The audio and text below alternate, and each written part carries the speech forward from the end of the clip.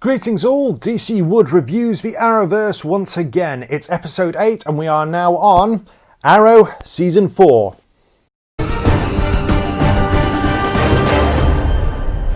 Before I get underway with this episode, I just want to say thank you to everyone who's been tuning in to this series, and I want to thank you all of those people who've subscribed to this channel, who've left likes, who've left comments. I appreciate it. You're all ace. Thank you very much.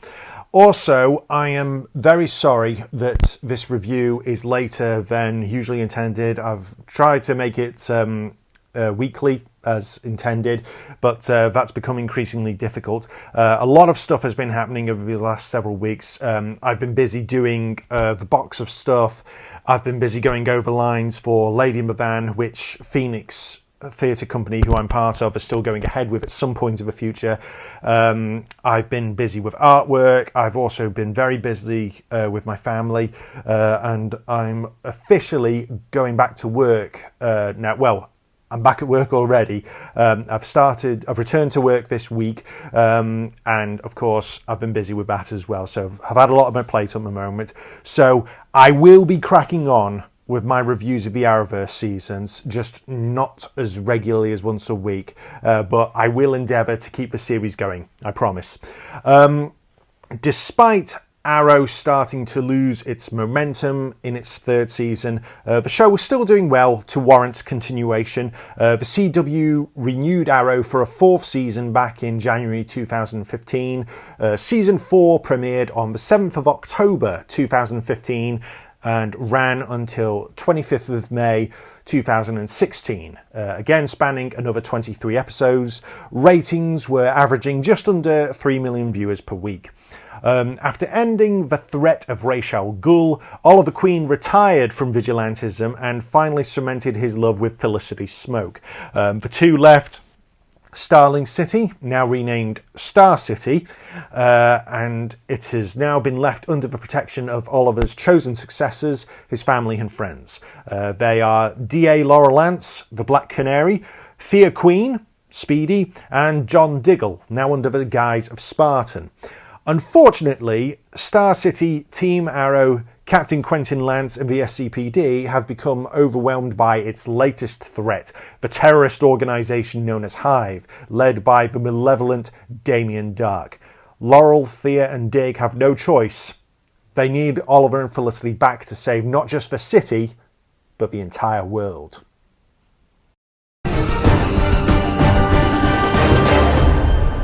In my original rankings for the Arrowverse, I'd rated Arrow Season 4 15th overall.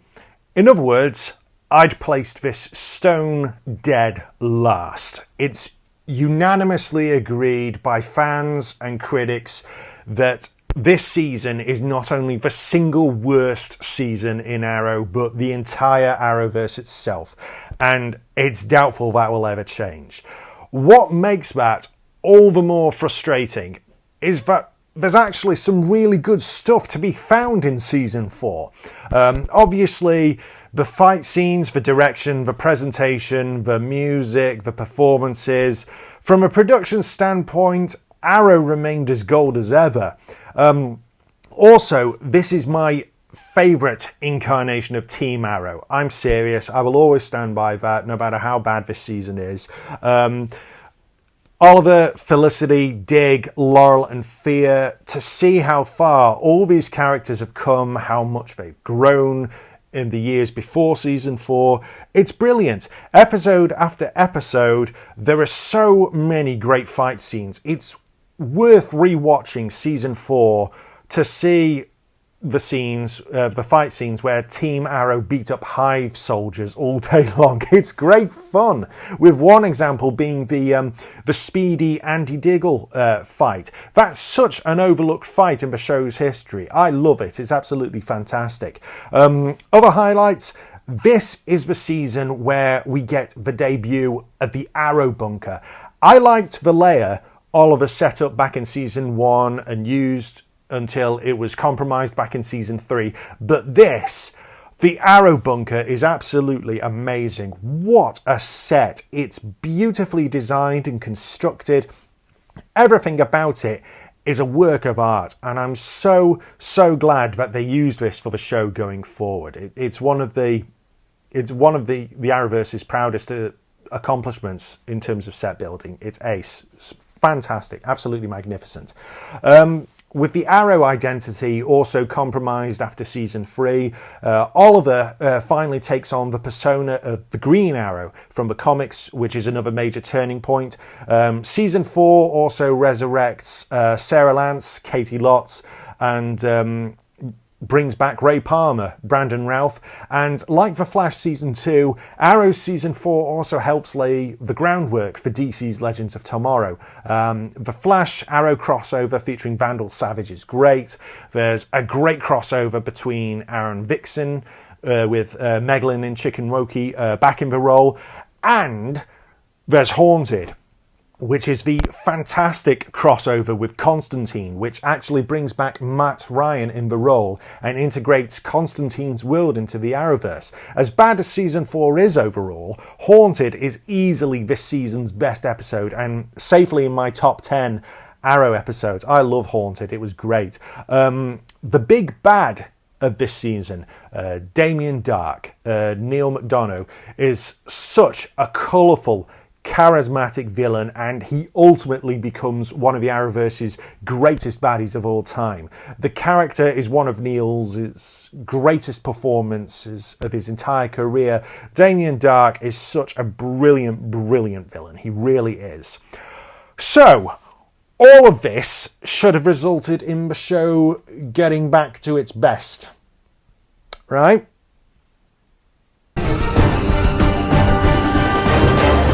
Initially, Season 4 gets off to a promising start. The first batch of episodes are certainly better than the latter stages of Season 3, when Arrow started to go off the rails. But all too soon, Season 4 degenerates into something absolutely atrocious. Of course, this is the season where magic and supernatural elements were introduced into Arrow.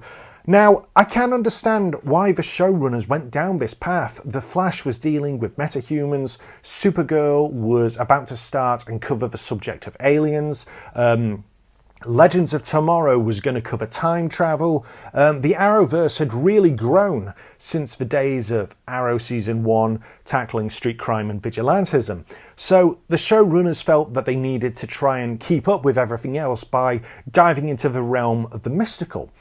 But the execution was all wrong. The entire supernatural focus is so out of place in Season 4 and completely drawn out to the point where the creative team forgot exactly what it was that made Arrow so special to begin with. The flashback saga. At first, it seemed promising with putting Oliver back on Leon Yu. His time in Hong Kong felt like an unnecessary side quest, so returning Oliver to where his origin began was logical.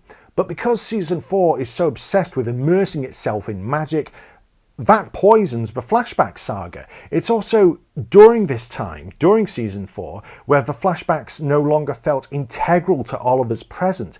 Barring the crossover with Constantine, which brilliantly explored how Oliver's friendship with John came to be, this portion of the past really doesn't come into play for here and now, where beforehand the flashback saga was an enthralling storytelling method for Arrow. In Season 4, it feels totally irrelevant and absolutely tedious to sit through. Baron Reiter, Tanya, the less said about these characters and this portion of Oliver's past, the better. If you thought Season 3 ended up bad with the way it lost its focus, Season 4 ultimately becomes even worse. Too many plots, subplots, twists and turns are thrown around willy-nilly.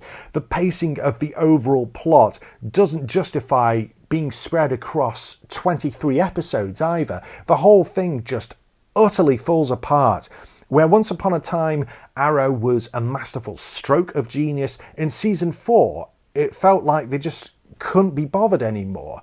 Other problems, Malcolm Merlin is done a disservice this season. The Dark Archer is just treated like laughingstock.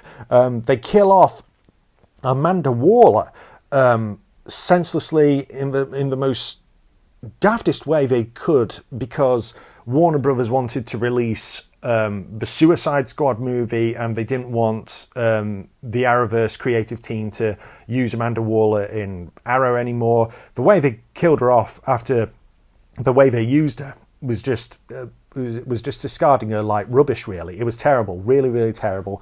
Then there's the Oliver and Felicity romance.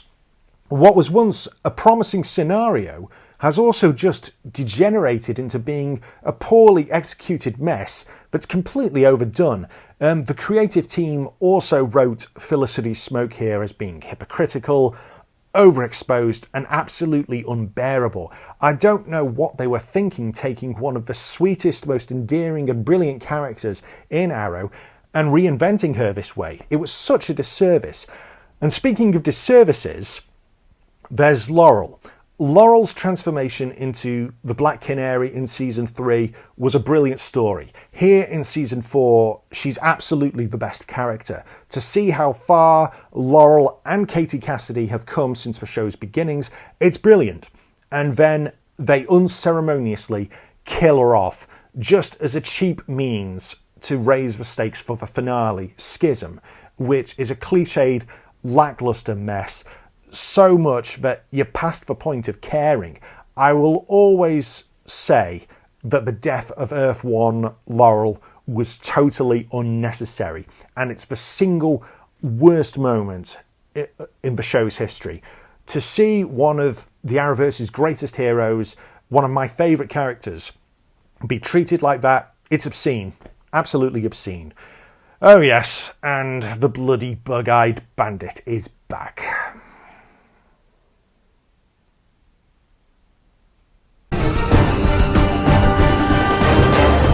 So, Arrow Season 4 is rock bottom. There's no other way to say it. All the tools were here for a great season, and they used them to cobble together something that fell apart in no time.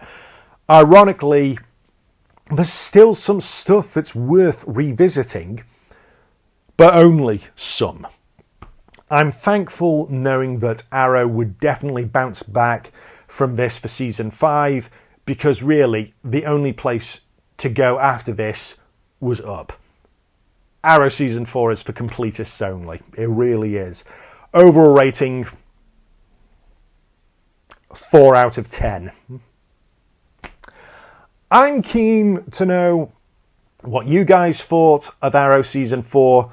Please comment, please click like and subscribe. Thank you so much for those who've been doing this and for supporting me whilst I've been doing this series. I am going to continue. I'll see you all next time for my review of Supergirl Season 1. Goodbye everyone. See you again. As always, stay safe and take care.